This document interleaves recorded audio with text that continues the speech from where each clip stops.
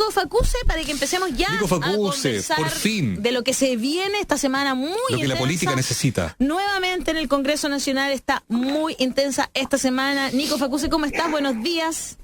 Necesitamos a alguien que no abuse. Bien, aquí estamos. Claro. Como siempre. No se le olvide que yo lo propuse al convencional. Vota por Nico Facuse. Excelente. Oye, yo no sé si algún día voy a ser candidato a algo, pero gracias a este programa tengo ya por lo menos unos 10 eslogans, así que Déjale. para varias campañas. Pero te aseguro que más de alguien te ha dicho, Nico, ¿no te tinca?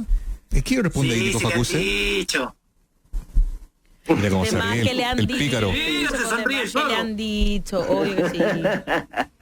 Y como muestran los Ahí veremos, dientes. veremos. Bueno, se puede aportar. este observatorio legislativo de todas maneras es un aporte, siempre, Absolutamente. para ir un poquito también... ¿Dónde está ahora, Nico? ¿En el Templo de la Democracia? En el Templo de la Democracia, por supuesto. Aquí Muy estamos, bien. en el Templo de la ¿Y abrieron las puertas o están afuera? defendiendo No, era una broma. defendiendo las facultades constitucionales del Congreso para sacar las Eso. leyes. Eso, a ver, La remetía al presidente de la vamos... Están siendo interpelados por el presidente, parece. ¿Ah? Hay un gallito ahí. ¿Tú lo lees de la misma Así manera? es, pues. Eso, ¿cómo lo ves tú Así es. y qué Pero por posibilidades supuesto. tiene el gobierno en el Tribunal Constitucional desde tu punto de vista? Bueno, evidentemente lo que hace, como bien dice Mauricio aquí, el presidente de la República es utilizar legítimamente sus facultades constitucionales, pero en un momento político y para un proyecto de enorme sensibilidad para la ciudadanía, esto no es un requerimiento para cualquier tema, y lo hace además en un momento legislativo bien complicado, porque el proyecto que intenta impugnar se encuentra en su etapa final, o sea, esto en 48 horas más se va a estar votando en el Senado, en su segundo trámite, y llega este requerimiento que realmente no se entiende porque no lo presentó la primera vez, no se entiende porque no lo presentó cuando el proyecto fue ingresado a la Cámara de Diputados, no se entiende porque no se presentó cuando lo aprobó la Cámara de Diputados, entonces se presenta a última hora con el objetivo evidentemente de trabar un conflicto con otro poder del Estado, y no solo con otro poder del Estado, yo creo que a estas alturas con la ciudadanía completa, para intentar lograr lo que no logró con sus parlamentarios en la Cámara de Diputados y que eventualmente no podía lograr con sus senadores en el Senado. Entonces recurre a lo que hemos dicho tantas veces, a la tercera Cámara, donde va a intentar ahí tener la mayoría que no ha podido tener en los lugares donde se debiera expresar la mayoría de la ciudadanía. Donde son elegidos los representantes. Es una pelea, Exactamente. convierte un tema país en una disputa personal, para evitarse la humillación de una segunda derrota. Ahora, ¿qué tan probable es que lo que él presenta al Tribunal Constitucional avance con éxito? Lo que todo el mundo se pregunta hoy día. A ver, yo creo que hay que distinguir varias cosas. Primero, este requerimiento tiene que acogerse a tramitación y ver su admisibilidad. Para ello hay un plazo, que son 5 días, y esa admisibilidad la tiene que ver el pleno del tribunal, digamos, los 10 integrantes, ver si se cumplen los requisitos formales para continuar tramitándola. Okay. Y eso yo creo que va a ocurrir martes, mañana o jueves, o que se cita una sesión especial del Tribunal Constitucional dentro de la semana para analizarlo. ¿Qué pasa con el proyecto que se va a votar el miércoles probablemente? El proyecto sigue tramitándose, sigue su tramitación. Si el requerimiento es declarado admisible, se emite una comunicación del Tribunal Constitucional al presidente de la República, y el presidente y el Tribunal Constitucional le dice al presidente: usted no puede promulgar esta ley hasta que nosotros no nos pronunciemos sobre el fondo del requerimiento. Okay.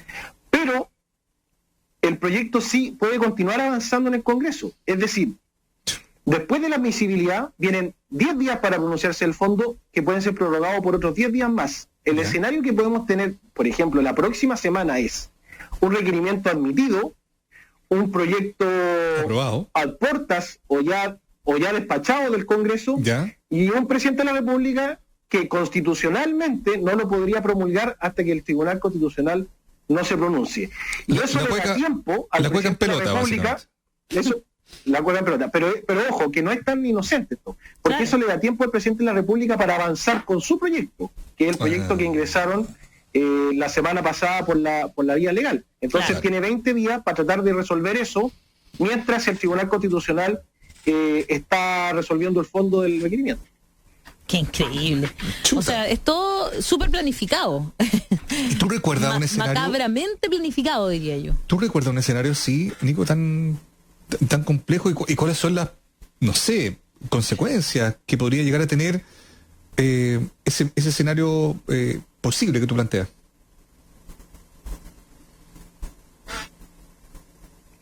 No, me escuchó el Nico. ¿No ¿me escuchaste, escucha? Nico? Si tampoco me está actuando. ¿Escucha? Un, dos, tres, más. ¿Escuchas? Se congeló el diálogo en el Congreso. No queremos que eso pase. No queremos que eso suceda nunca. Nicolás, No, Nicolás, no. Con algún problema de internet, al parecer. Así es. no, Así es. te ves perfectamente. Sí, no, pero algo No, pasa pero con no el internet escucha. del Nico, porque no Llámelo por teléfono. Sí, eso vamos a tratar de hacer. Oye, Sí, igual mientras- es súper bueno que Nico nos explica, porque en el fondo te das cuenta del escenario que se podría generar, ¿no? Se avanza en el proyecto del gobierno, hay un plazo para ver si el Tribunal Constitucional considera admisible. Bueno, ahí Daniel lo puede explicar mucho mejor que yo, digamos, ¿no? Mientras tanto, el Senado podría estar también aprobando el segundo retiro, y todo eso podría estar Yo creo pasando que el en Senado 2 no va a semanas. aprobar el proyecto del gobierno. Ya lo dijeron los senadores, ya dijeron no van a aprobar el proyecto del gobierno, ya lo dijeron varios senadores. Claro, pero, Entonces, por lo tanto, pero del es oficialismo. No, Porque eso es importante Sí. igual. pues sea lo mismo. Si no tenéis los votos de la oposición, sonaste, no tenéis nada. Claro. Pero hoy Si día no pueden aprobarlo, hoy día estaba Torrealba, un diputado en Sebastián Torrealba, de claro, RN. de RN en un matinal, y fíjate que terminó diciendo que él no podía votar, pero estaba ahí para defender esta idea de que el gobierno fuera al Tribunal Constitucional. Ya. Sin embargo, terminó diciendo que no podía votar porque su mujer tiene acciones en una AFP. Ya. Fantástico. ¿Ah? Partimos. No, Esos pero son el escúchenme, tipo de personas la que oposición votan a dijo favor que de. ya Es no iba a simpático, me aprobar. cae bien. La oposición, ¿me candidato, escuchan? Todos son mis Sí, candidatos. sí, te escuchamos, Escuchamos, Ah, Daniel. Sacamos Ya la un oposición- ratito Nico Facuse, perdón, porque nos vamos Sí. a conectar por él vía otra vía, porque estaba a través de su celular escuchándonos y viéndonos, entonces para poder llamarlo tuvimos que sacarle un ratito del aire. Ahora sí, Daniel. No, lo que te decía es que la oposición ya dijo que no iba a aprobar el proyecto del gobierno, Sí. porque es un préstamo, porque tienen limitaciones impresentables, etcétera, etcétera. Entonces, que avance con su proyecto no significa nada, porque no se lo van a aceptar. El Congreso no se lo van a aprobar, por lo tanto, va a quedar o en punto muerto, que mientras dure esto, Sí. el segundo... Pero una Pero cosa su proyecto es que- no va pero a una ver, cosa es que ahora no quizás quiera negociar algo, yo quizás lo Sí, que pues, quiere es Daniel. refundarlo y negociar. Una cosa es que no prospere porque no tiene los votos, y otra cosa es que no signifique nada. Sí significa mucho. Si de eso estamos hablando, si no, no hablaríamos de esto. O sea, de que el gobierno esté defendiendo un proyecto, esté taponeando el otro, y que tiene una guerra declarada, que es muy simbólica. Yo creo que te podrías meter ahí también, como entre una pelea simbólica entre el poder presidencial y el poder parlamentario. Es un Sí, poco lo que están es heavy entredichos, y eso, se ¿no? conecta a eso, llevando el análisis un poquito más algo de fondo, vaya si tiene los votos o no, se conecta a eso con lo que estábamos hablando hace un rato. En una Pero por constitución. supuesto que Ya, sí. po, Pero metámonos ahí, po. ese conflicto está hace mucho rato. Cuando se aprobó el primero, cuando se aprobó, por ejemplo, el postnatal de emergencia, que después lo hicieron caer 2 o 3 senadores de oposición. Porque acá hay una cuestión que me gustaría insistir. Acuérdense que el postnatal de emergencia, que lo analizamos, ¿se acuerdan? Lo hicieron caer Goich y otros más. Otros senadores de oposición. Pero hay que recordar que todos los de gobierno tampoco votaron a favor.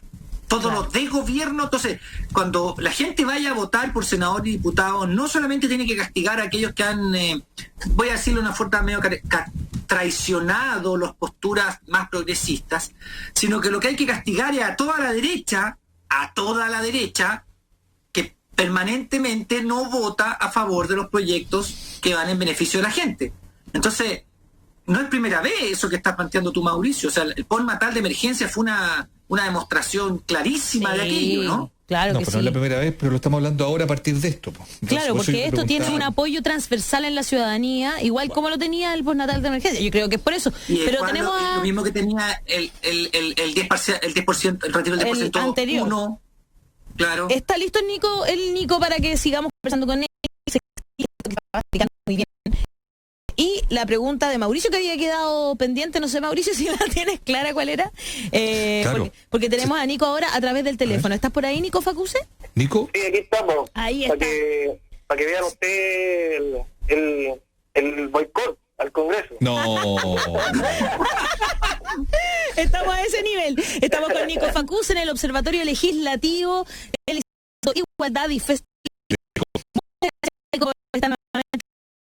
Mauricio te había dejado una Como bien dijo que tú no alcanzaste a Nico, escuchar.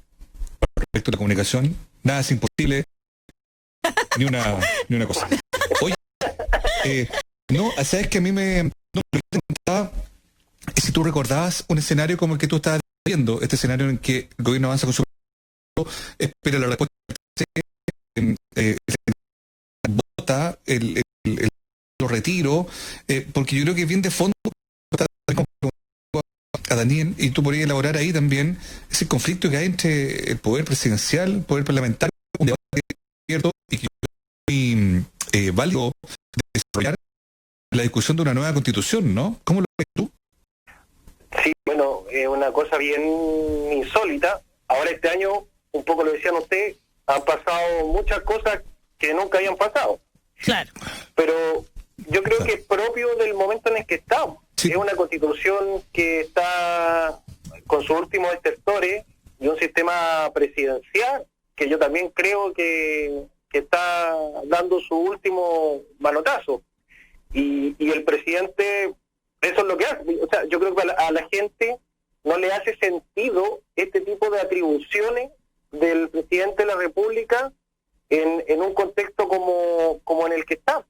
Entonces, estas atribuciones que siempre habían estado ahí en la Constitución y a veces se usaban casi siempre luego de las aprobaciones de los proyectos, hoy día no hacen ningún sentido. Pareciera ser una cosa más autoritaria, facultades que van por encima de la voluntad que expresa el Congreso. Y yo creo que eso va a tener como consecuencia, este es la peor propaganda para un sistema presidencial y para el Tribunal Constitucional en la Convención Constitucional. Yo creo que esto va a ser que se inclinen la gran mayoría de los convencionales constituyentes, probablemente para terminar con el Tribunal Constitucional y para morigerar las facultades del presidente de la República en la nueva Constitución.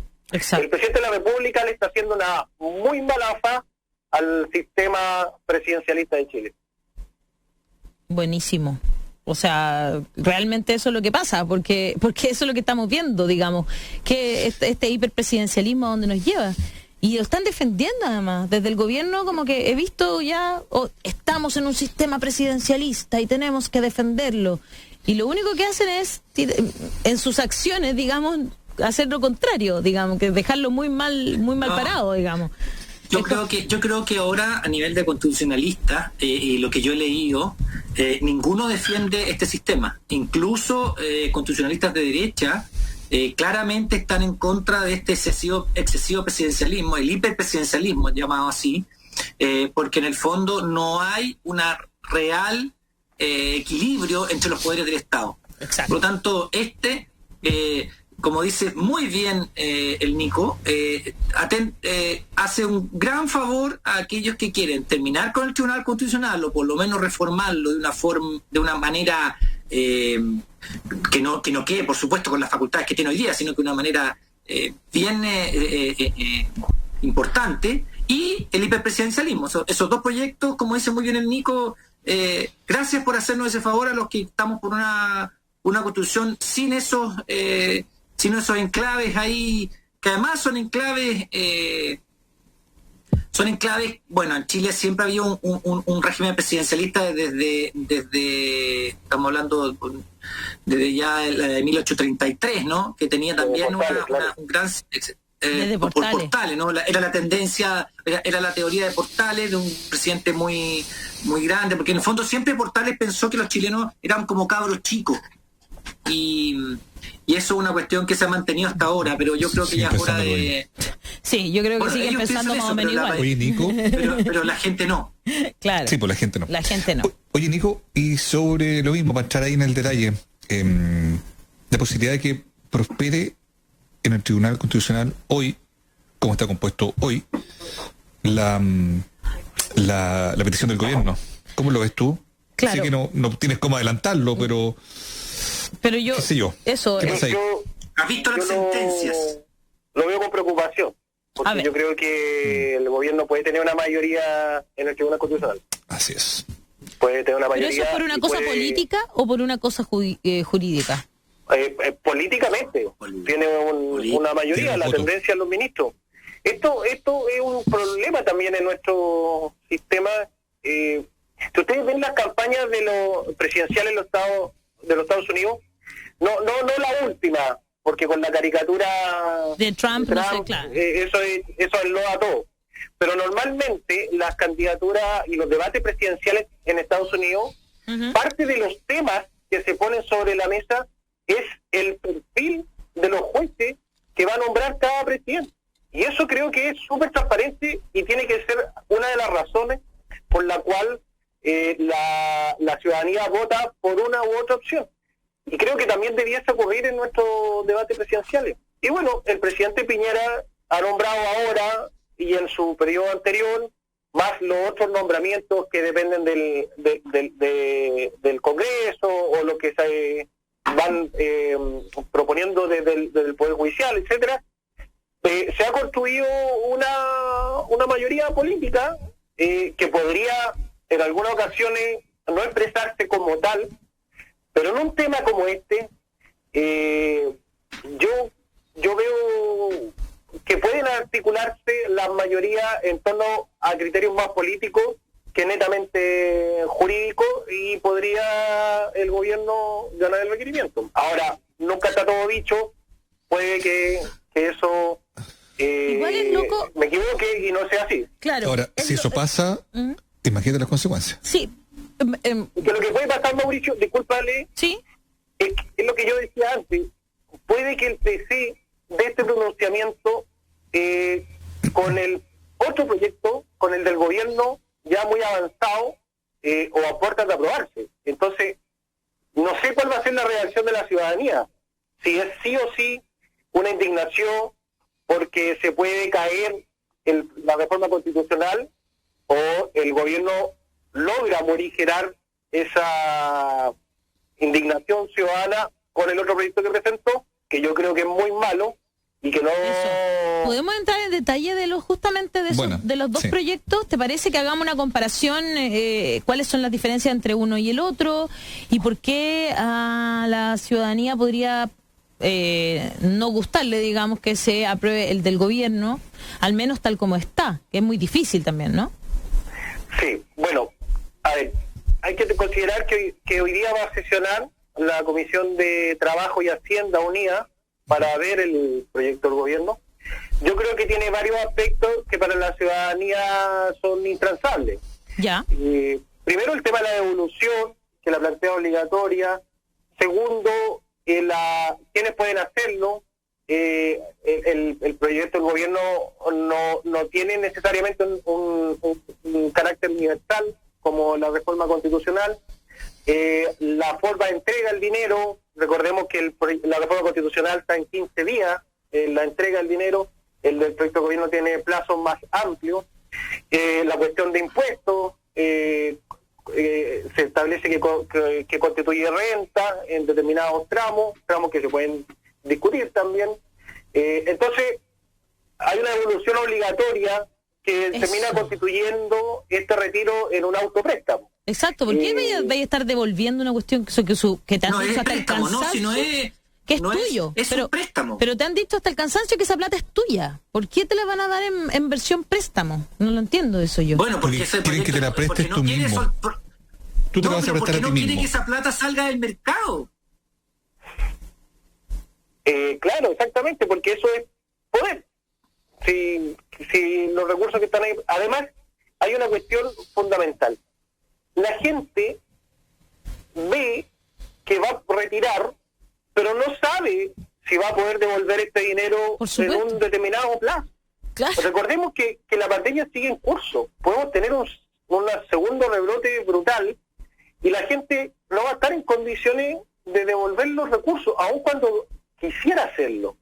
Y esto obedece a una cosa más estructural, y yo quisiera hacer el punto aquí, porque quizá en el primero o segundo programa que ustedes me invitaron, por ahí a principios de mayo, nosotros dijimos, y desde el Instituto de Igualdad presentamos un informe, y desde la oposición se dijo: gobierno, usted tiene que establecer una renta básica por sobre la línea de la pobreza para todas las familias chilenas, sin ningún otro requisito. El gobierno no escuchó, no quiso hacer eso, entregó unos ingresos de emergencia a cuentagota, mezquino, y eso lo ha llevado al escenario que tenemos hoy día. Si yo creo que se hubiese entregado este ingreso de emergencia, o sea, este ingreso por sobre la línea de la pobreza, esta renta básica, probablemente no estaríamos en este escenario. Y puesto en este escenario, es probable que si viene un rebrote fuerte, la gente quiera hacer otro retiro, en vez de tener cualquier posibilidad de devolver el dinero que ya sacó. Por supuesto. Claro, pues y esa ese es la el verdad. peligro que también ven, que puede haber un próximo retiro en marzo. Bueno, entiendo que Pamela Giles presentó ya el tercer retiro, ¿no? ¿O estoy loca? No, se había presentado por 2 diputados de comunistas el retiro de un 5% en marzo posible, como abierto, y fue rechazado, fue declarado inadmisible. Ya, perfecto. Ahora es importante que el gobierno se haga cargo de esto. Ahora se está discutiendo la ley de presupuesto, que tiene que despachar esta semana. ¿Qué va a hacer el gobierno? ¿Qué recursos va a disponer para poder afrontar un eventual segundo rebrote y una salida de la crisis? Porque si el gobierno no hace nada, evidentemente que la idea de un tercer retiro en algún momento va a tomar fuerza. Que a mí me parece que no estaría bien, porque además los que más se beneficiarían ya con un tercer retiro serían quienes tienen una situación económica un poco mejor. Pero ante la insensibilidad y la falta de iniciativa y de acción del gobierno, es complejo el escenario. Vamos a tener un escenario muy complejo. Absolutamente. O sea, yo encuentro que estamos como atrapados. Eso es lo que es la sensación que tengo. No sé qué si a ustedes les y pasa. La segunda pregunta, Nicolás Facuse, respecto a lo que nosotros estábamos conversando y planteémosela de una vez. Eso. La posibilidad de que Piñera no termine su gobierno, por supuesto, por una vía constitucional. El artículo 153, número 7, creo que es, ¿no? Que sea declarado inhábil por alguna enfermedad. Perdón, artículo 53, número 7. ¿Tú lo ves con alguna viabilidad? Y si eso pasara, la segunda pregunta, ¿quién asume y qué viene? Eso. Claro. Jorge Tarut. No. Perdón, nunca más. A ver, la vacancia del puesto de presidente de la República se puede producir por diferentes circunstancias. Algún tipo de impedimento, de enfermedad, inhabilidad, como decía Daniel, que una acusación constitucional prosperara, pero recordemos que eso requiere 2/3 del Senado, o sea, digamos, ya votando la UDI y el RN a favor de que el presidente se vaya. Eso, no sé. Bueno, no sé si estamos tan lejanos de ese escenario, pero te iba a decir lo mismo. Hoy día no existe. No sé si es tan improbable. Claro, no sé si es tan improbable. Pero bueno, si se produjera la vacancia por alguna razón, y faltando menos de 2 años para la elección presidencial, que es el momento en el que estamos ahora, la Constitución en el artículo 29 contempla que el presidente que va a reemplazar a quien deje vacante el cargo tiene que ser elegido por el Congreso Pleno, mayoría absoluta de senadores y diputados. Es decir, se juntan todos los diputados y todos los senadores, creo que son 193 diputados y senadores, y el que saca la mayoría absoluta es el presidente de la República hasta el 11 de marzo del 2022, okay. Y ese presidente tiene que asegurar que se hagan las elecciones correspondientes y todos los procesos democráticos que se deben realizar. Ahí lo que decíamos antes, en ese escenario hipotético, quien tiene la mayoría es la oposición, no el oficialismo. Por lo tanto, tendríamos un presidente o presidenta de la República de otro signo político. Y ahí sería pero además no tiene por qué ser un diputado o senador. ¿Ah, no? No, sí. Lo eligen ellos, pero no... Sí, porque es elegido en el Congreso Pleno. Claro. Entonces, quienes pueden votar ahí... Pero ¿por qué ¿Cómo? yo no veo acá que diga que tiene que ser un diputado o senador. Dice, O sea, tú decís que ellos podrían... si la como- vacancia se produjere, voy a leer, si la vacancia se produjere faltando menos de 2 años para la próxima elección presidencial, el presidente será elegido por el Congreso Pleno, por la mayoría absoluta de los senadores y diputados en ejercicio. O sea, podría ser otra persona, dices tú, como un Yo siento nombre que sí. que generara un consenso, por ejemplo. Sí, sería... El tema es quién. Claro, yo creo que sería un parlamentario, porque además tiene que tener algún tipo de legitimidad, no sé, algunos votos que haya sacado en algún lugar, no sé. No, sí, está bien, pero no es obligatorio de acuerdo al tenor literal, digamos. Claro, literalmente no... Yo no creo es que así. debería ser un parlamentario. Claro, pero... Ahora, bueno, la oposición el punto está tan es que- unida que de repente sale uno de derecha porque votan por 3. Pero... Claro, puede que la oposición llegue 4 candidatos y... Podría ocurrir, no lo había pensado. Claro, podría ¿Está ocurrir. hablando del Frente Amplio? No, de todo. De todos, que no están Saldría un unidos. candidato del Claro. Frente Amplio, uno de la Uno- Concerta, un independiente, la Pamela Giles se presenta sola y así, pues. Capaz que terminemos con... Ya, mejor digo no. Pero... Ay. No, es que estaría... Sería interesante intentarlo, pero tú no crees que haya como esa posibilidad, Nico. No, yo lo veo muy difícil. Aún el Ahora- artículo 53... Porque el artículo 53 que Es que declarar ahí eso habría que declararlo a él es como... por mayoría nomás. Es por mayoría, ¿no? Pero Por habría que simple declarar mayoría. al presidente como que está inhabilitado y alguien tendría que comprobar que no tiene las capacidades No tienes que físicas comprobar nada, no lo mentales, exige la ¿no? ley. Ah, no. ¿Y por qué entonces? No, dice, tendría son que poner- atribuciones exclusivas del Senado ¿Ya? declarar la inhabilidad del presidente de la República o del presidente cuando un impedimento físico o mental lo inhabilite para el ejercicio de funciones. Listo. Claro, por eso digo, es como que... Y creo que es por mayoría absoluta solamente, son atribuciones. Daniel. ¿Qué dice Sí, pero- Sónico? Es una pregunta seria. ¿Solo impedimento físico y mental se O incluye mental. la...? Sí. Sí, físico-mental. Sí, se incluye mentales. Sí. No. Pero políticamente, una cosa así, que además inédita, ¿ya? Sería inédita en la historia de Chile. Bueno, Bueno, tú mismo decías que estamos viendo No, sí. época inédita. Estoy de acuerdo. Tiempos que no Han pasado pensábamos.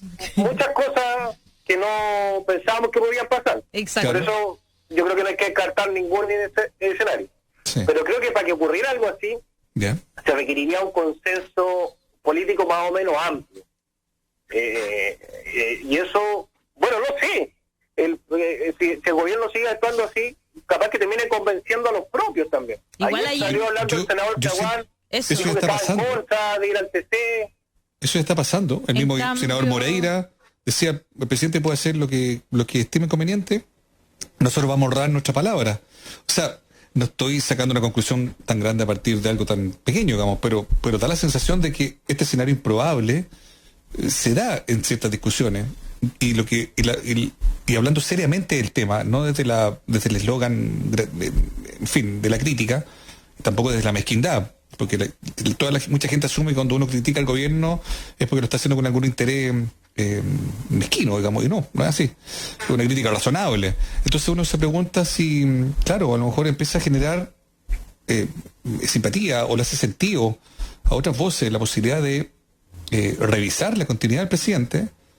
Yo no veo tan improbable que haya varios que estén convencidos de aquello. El tema es que el mismo presidente no parece muy convencido siquiera de que lo está haciendo regular. Al contrario, se siente llamado, y eso es lo peligroso, a, por ejemplo, salir adelante con esta presentación ante el TC, que no solo es impopular, sino que tiene falta de timing, es algo que no se entiende, que solo se explica, siento yo, en una lucha interna que tiene él en su cabeza, en un intento por reposicionarse y derechamente en instalarse en una mesa virtual, en un gallito contra el Parlamento. Yo no tengo otra forma de explicármelo.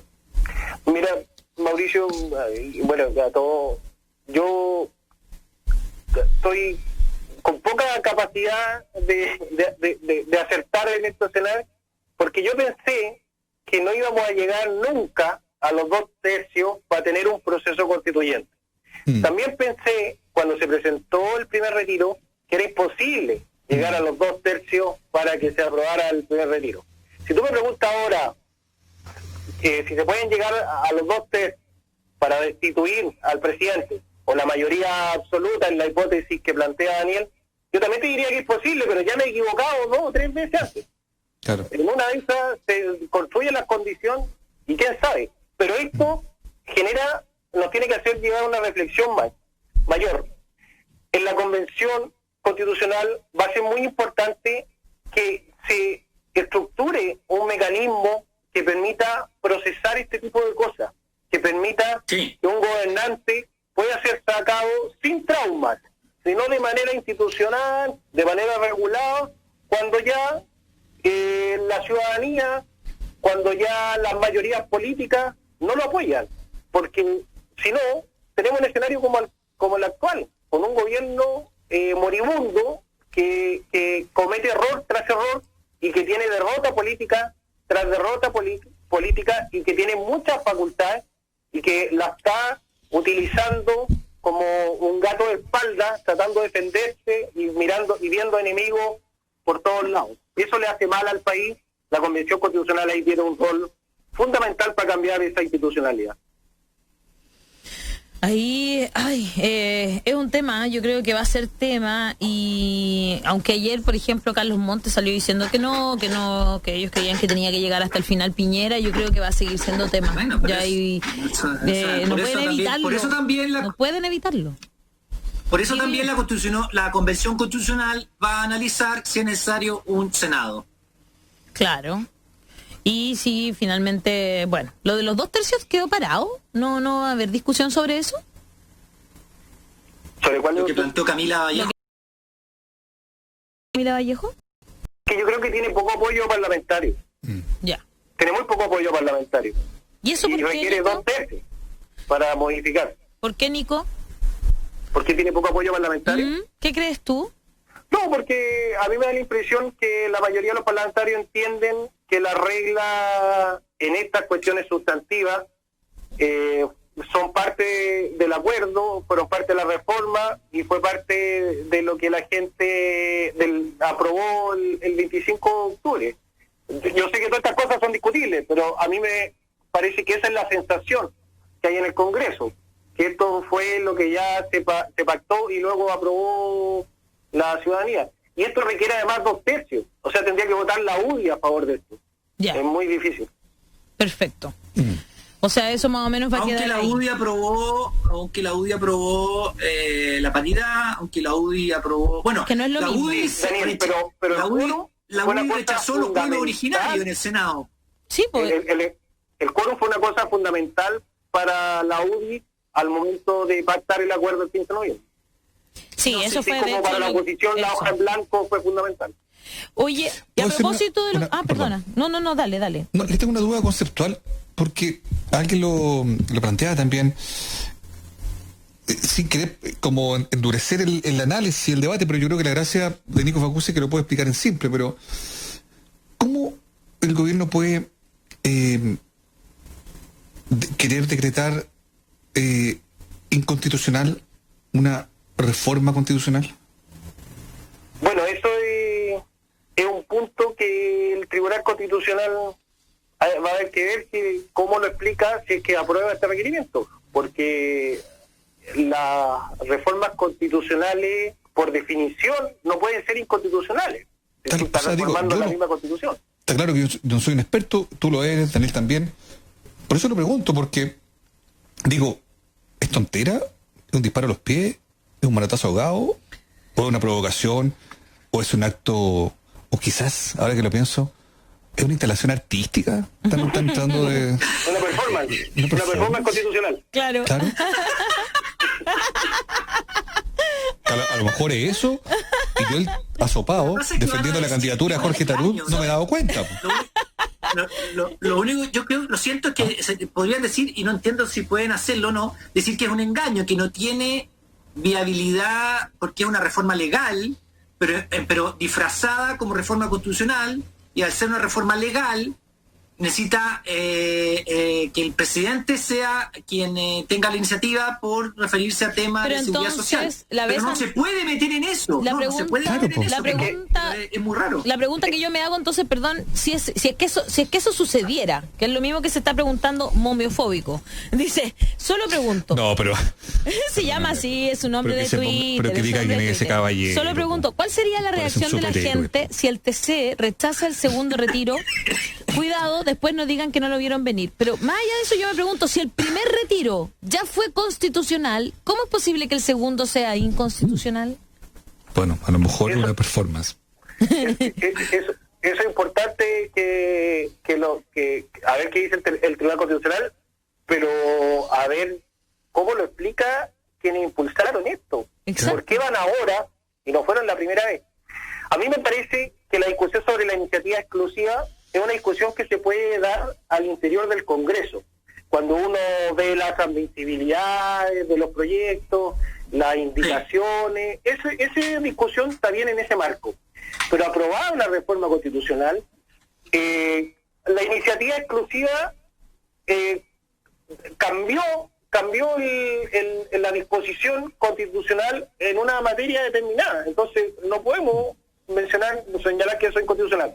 Lo que podría tomar el Tribunal Constitucional tiene que ver con los procedimientos, con la forma que el Tribunal Constitucional, en sus amplias facultades que tiene, que también tenemos que revisar, puede revisar los procedimientos, que los procesos se hicieron bien.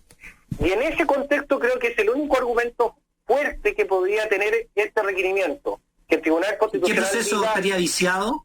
¿Cómo? Eventualmente. ¿Qué proceso estaría viciado eventualmente? No, que el Tribunal Constitucional diga hacer esto por una norma transitoria, por una forma, ya. Un quórum que era de 2/3 y se hizo por 3/5, sino que debió haber sido 2/3 porque era una materia de seguridad social. Pero en la Cámara ya fue aprobado con más de los 2/3. En la Cámara fue aprobado por más de 2/3, claro. Y si en el Senado fuera aprobado por más de 2/3, ese argumento se te cae automáticamente. Claro, eso es fantástico.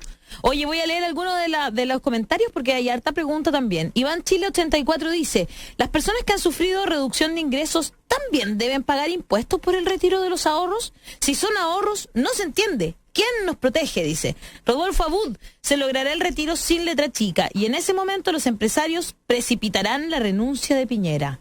Mira, en YouTube dice Camila Tapia, tengo la sensación de que el señor piensa que las familias son uniformes, así como uno está bien, la familia está bien, y no es la realidad. Habemos muchos ayudando a nuestros padres y o hermanos, muy cierto. Alondra Maza dice, democrática la salida de Piñera, si el 80% del país lo quiere fuera, ¿qué más democrática puede ser? Gloria Galvez dice, creo que estamos en un punto en que morir de hambre y lleno de deudas, viviendo en condiciones indignas, es lo mismo a que te den un balazo. Al menos las nuevas generaciones vivirán con dignidad. En Facebook, Cristian Farías dice, el 2/3 es una contradicción constitucional, porque ella dice que todos somos ciudadanos iguales. El 2/3 establece que unos votos valen más que otros. Patricia Maldonado. No, pues, ¿cómo se llama así, Patricia? Oh. Oye, a ver, nació así. Sí. Una vieja, Molestando. una vieja fanática de este programa. Hola, Pati. ¿Ah? Esta es otra, esta es la buena. Patricia Maldonado, la buena. Se llama Erika Patricia. Dice, ¿quién manda al gobierno? ¿No somos nosotros quienes pagamos sus jugosos sueldos? ¿A quiénes representan ellos? A nosotros, pues. Y si la mayoría no quiere más a quien se supone debiera representarnos y solo vela por sus intereses, fuera. Willy Eddy, lo que votamos el 25 de octubre, no votamos por los 2/3. Eso me parece muy interesante, este último comentario de Willy Eddy, sí. Porque la sensación que me da es que están tratando de interpretar que votamos. O sea, nosotros votamos... Bueno, desde el primer día, vos. Lo que nosotros votamos, la aprobación del cambio de la Constitución, y eso a través de una convención constitucional. Con ese argumento de que nosotros votamos los 2/3, que nosotros no votamos por los escaños reservados, se están dejando afuera los escaños reservados, que nosotros votamos con esta criterio, ¿no es cierto? Y por lo tanto, entonces tenemos que aceptar también que le pongan más trabas a los independientes. Como que ese tipo de argumentos como que se están empezando a caer solos. La gente está tratando de decir que no votó por un montón de cosas, Nico, como lo están tratando de hacer ver. Me preocupa además lo de los pueblos originarios que tienen que ir a comisión mixta. Y que está súper entrampado, a mí igual. Sí. Claro que hay un argumento cruzado, que es complejo, porque desde la oposición se dice, avancemos con escaños reservados. Ustedes vieron la semana pasada, 24 votos a favor, 14 en contra, 24 fue menos que 14. Nuevamente. Esto pasa con esta constitución que tiene las matemáticas confusas. Claro. Pero la derecha te dice, no pueden poner escaños reservados porque eso no está al momento en que la gente fue a votar al plebiscito. Claro. Y después, un sector de la oposición dice, hay que cambiar los 2/3. Hay que hacer otro quórum, o que los constituyentes decían el quórum, que es un argumento válido. Exacto. Pero la derecha se dice, en esa misma línea, esto no está al momento en que se votó la reforma. Y con esa lógica se pueden decir, bueno, entonces eliminemos la hoja en blanco, porque la hoja en blanco no debiera ser la forma en que se estructure la nueva constitución. No sé, o sea, el argumento de que esto está petrificado a partir del plebiscito puede correr para cualquier tipo de iniciativa que tú empuje. Entonces, por eso es tan relevante que estas iniciativas tengan legitimidad social y política. Sí. Y a mí me parece que los escaños reservados, el tema de lo independiente al menos, tiene una legitimidad muy potente, y por eso tiene posibilidades y viabilidad política real de concretarse. Ahora, ojo, todas estas cosas corren contra el tiempo. El 11 de enero tú tienes que inscribir las candidaturas, y de ahí para adelante cambiar algo más ya es prácticamente imposible. Claro. Oye, ¿qué pasa con los escaños reservados? Va a comisión mixta, se supongo que se votará en comisión mixta lo antes posible, vuelve a cada una de las cámaras y tiene que aprobarse lo que salga de la comisión mixta o rechazar. Ahí tendríamos una escoba más o menos si es que se rechaza nuevamente por alguna de las cámaras. ¿Qué ves tú? Lo que pasa es que estamos en un escenario complejo, porque hoy día estamos con la sola declaración de que era el escaño reservado, nada más. ¿Cuántos, de qué forma se eligen, qué mecanismo, etcétera? Eso no está. Y el problema es que tú te necesitas un quórum muy alto. Entonces, si la comisión mixta no logra un acuerdo que incluya a la mayor cantidad de sectores políticos para lograr los 2/3, entonces no vas a tener escaños reservados. Y eso hay que entenderlo. La oposición estuvo porque existieran 24, 25 escaños reservados con autodeterminación y que fueran sobre los 155. Pero hay que tener súper claro que escaños reservados para los privilegiados, sí es lo que importa. ¿De qué se quejan ustedes?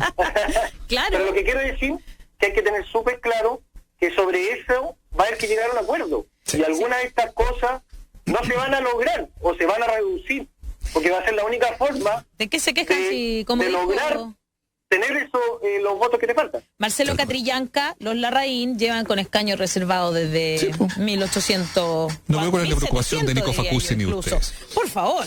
Oye, Nico, quedamos con mucho, diría yo que con harta preocupación, hay que decir la verdad, lamentablemente. Yo, antes de terminar, quería recomendarles hoy día, a propósito de escaños reservados, el agua no se negocia, ese es nuestro reportaje principal. Comunidades mapuche preparan demanda contra Enel por el río Hueneihue. Este es un río el río Hueneihue ha sido históricamente el punto de encuentro entre las comunidades mapuche de Tracalpulli y Yongahue, en la comuna de Panguipulli. Discúlpeme si me equivoqué en alguna forma de decirlo. La eléctrica Puyinque, construida por Endesa entre 1954 y 1962, inundó la cuenca y desvió el río, causando el desplazamiento de los habitantes en ese territorio y dejándolos sin agua. En el año 2000, la multinacional italiana Enel adquirió la empresa, y en los años siguientes las comunidades empezaron a organizar su reclamo por la devolución del río. Después de 2 años de negociaciones sin resultados, la asociación Leufo Huenehue está ahora en proceso de demandar en él la devolución, ya no solo de una parte del caudal ecológico, sino de toda el agua del río. Les recomiendo leer este reportaje a propósito de los pueblos originarios y de cuál es la mirada que ellos podrían darle incluso a una nueva constitución y por qué es necesario, es perentorio, es importante que estén presentes los pueblos originarios con escaños reservados en este proceso constituyente. Con eso terminamos.